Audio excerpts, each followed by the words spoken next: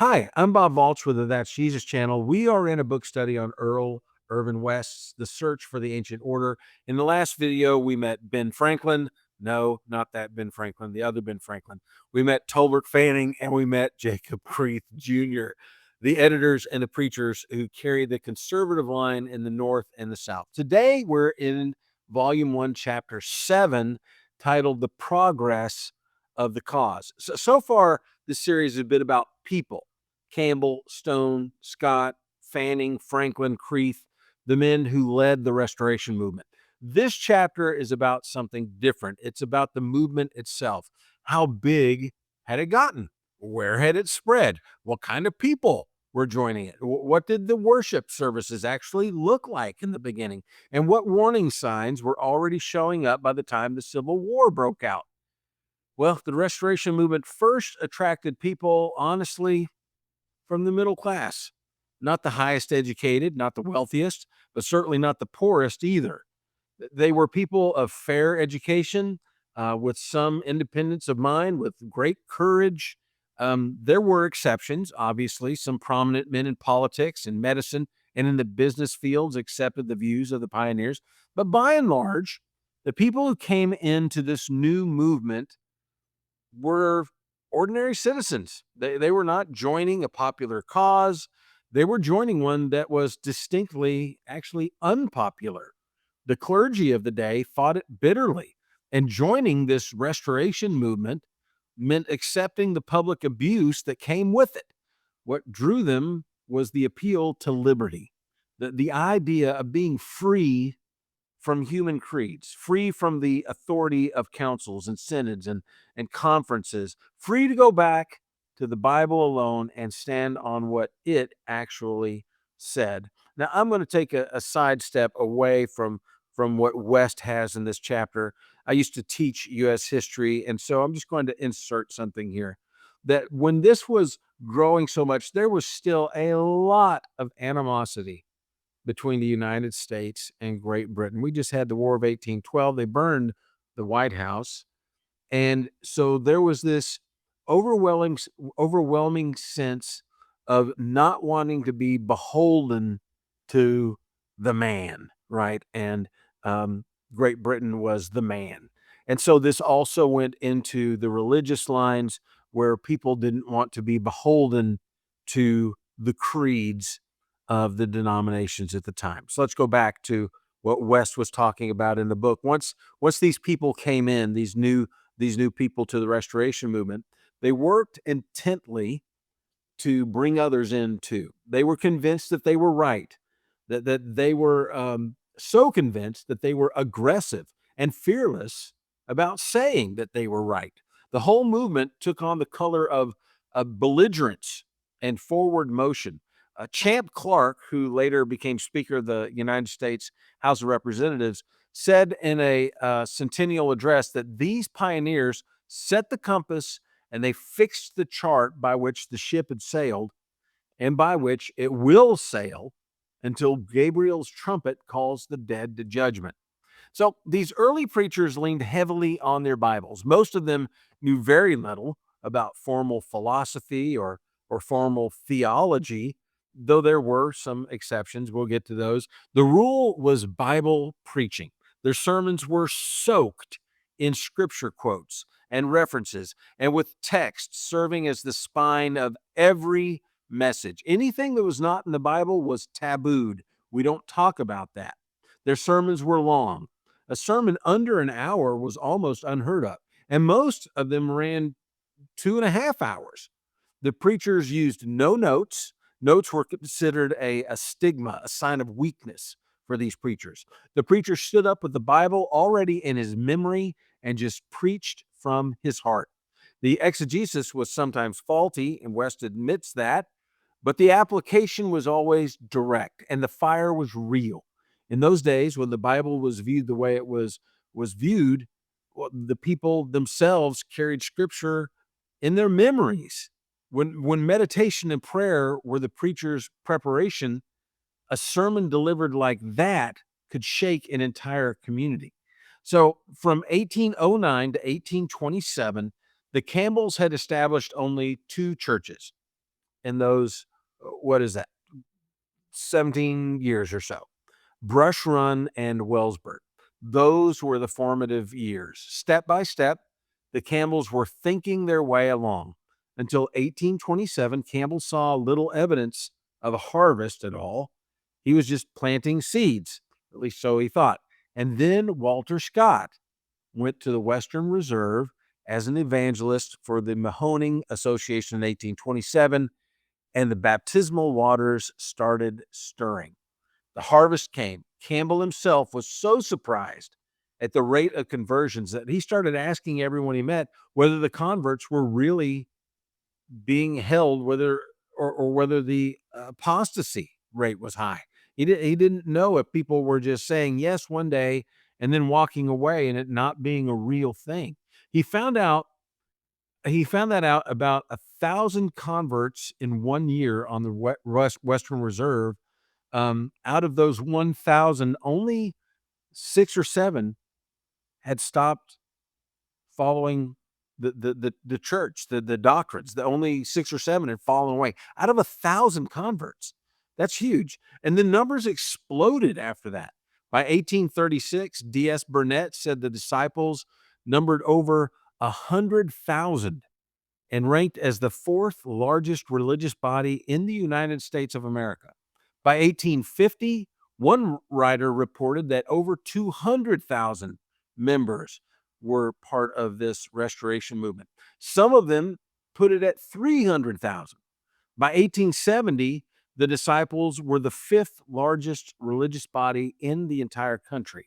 This was unprecedented growth. Campbell wrote that the territory that the doctrine had reached in a quarter of a century was without parallel in any age that he knew. The plea had crossed the Pacific to Australia. It had crossed it to New Zealand. It had reached Liberia and Africa. Liberia in Africa. It had spread through every state in the Union and into every Canadian province from St. John's to San Francisco. But there was a darker side to this picture, though. We have to be aware of that. The strong evangelistic appeal worked wonders, but it left the church short on teaching. Some people came in by the thousands, no doubt about that. What was the New Testament church really supposed to look like, though? How was it supposed to be organized? What did it mean to live as a Christian after baptism? That was the question. So Tolbert Fanning saw the danger early. As early as 1845, he wrote that an apostasy had already begun. Preachers and churches in many places had stopped at the first principles. They'd just grown weary. They wanted peace with the conflicting parties around them, the other denominations around them. And they were taking more pleasure in seeking popularity among the sects than in teaching the disciples the whole truth.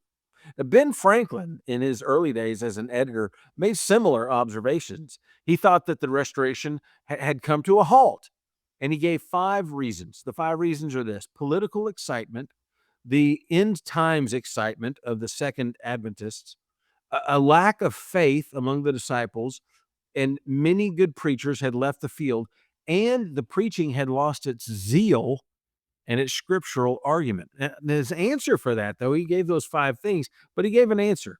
Read the scriptures every day with prayer.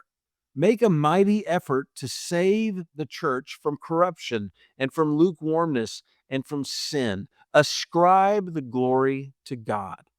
So what did one of these early restoration congregations actually look like when it worshiped? So a church at Noah Springs in Kentucky in 1830 gives us a clear picture. Their church was established in 1828, just 2 years prior to that, with 28 members. By 1830, it had grown to 90 members. So they met every first day of the week between 9 and 10 in the morning. They began with singing hymns of praise, and then one of the elders led in prayer. And then they offered an opportunity for anyone to come forward and confess faith in Jesus as the Messiah. If anyone came, they were immediately immersed and received into the congregation as a fellow disciple. Then one of the elders gave a teaching from the scriptures. Another elder gave an exhortation. Then the deacons prepared the table. An elder sang a hymn, prayed, broke bread, The wine was poured. All who had been immersed were were living as disciples participated with no regard for any human theory or label to remember and proclaim the Lord's death. Then a final hymn was sung, and then the brethren greeted each other with a handshake and they went home.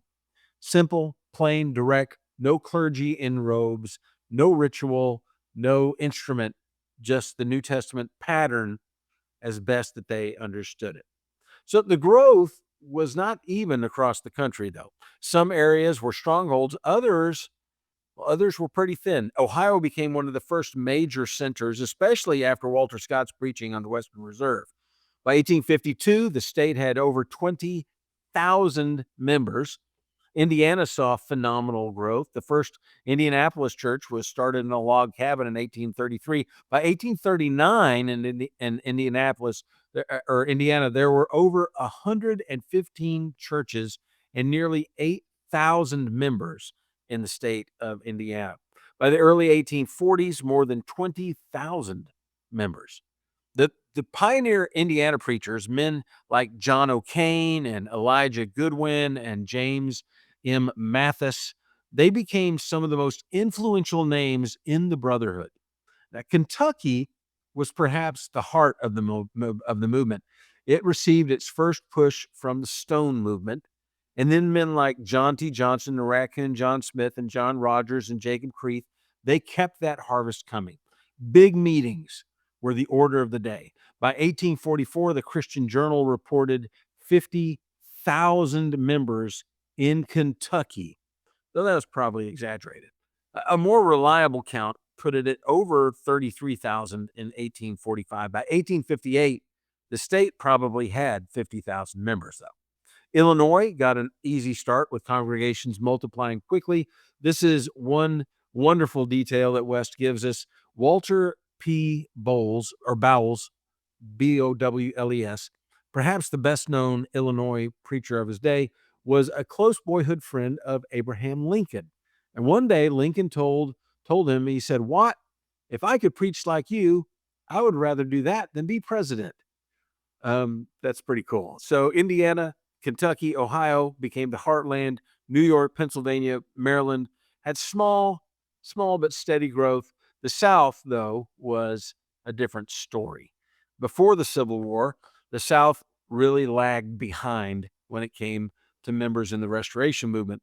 Alexander Campbell toured the region in the late 1830s and reported the disciples were not numerous at all. He said the population was much more ignorant than in Virginia. Thanks, Alexander.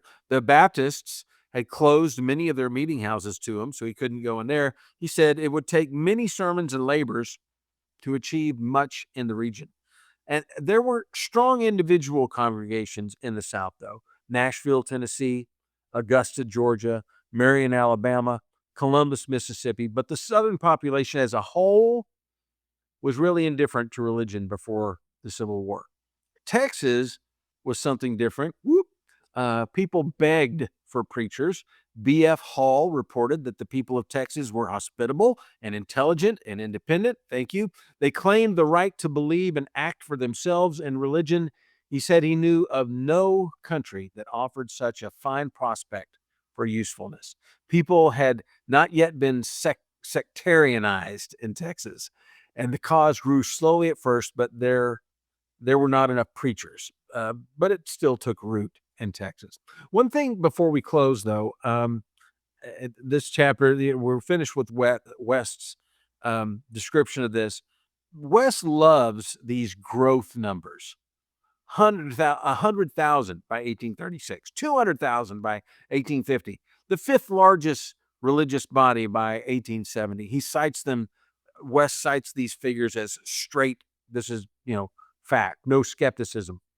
I just want to let you know, other historians have flagged that some of those early counts were estimates done by movement insiders with a stake in the answer. The numbers may be high. Now, they may be right, but West takes them as a given with no pushback at all. And that's a part of what it means to read a friendly historian like West, right? The friendly numbers come along with the friendly story. And that's okay, I think. I hope you enjoyed today's episode on the progress of the cause. Next time, we're in Volume 1, Chapter 8, titled Early Efforts at Organization. If you have the time, please like, share, comment, subscribe. And we always end with the same thing. Are you trusting something to save you, or are you trusting the Savior? I'm Bob Balch with the That's Jesus channel. Have a great day and be blessed.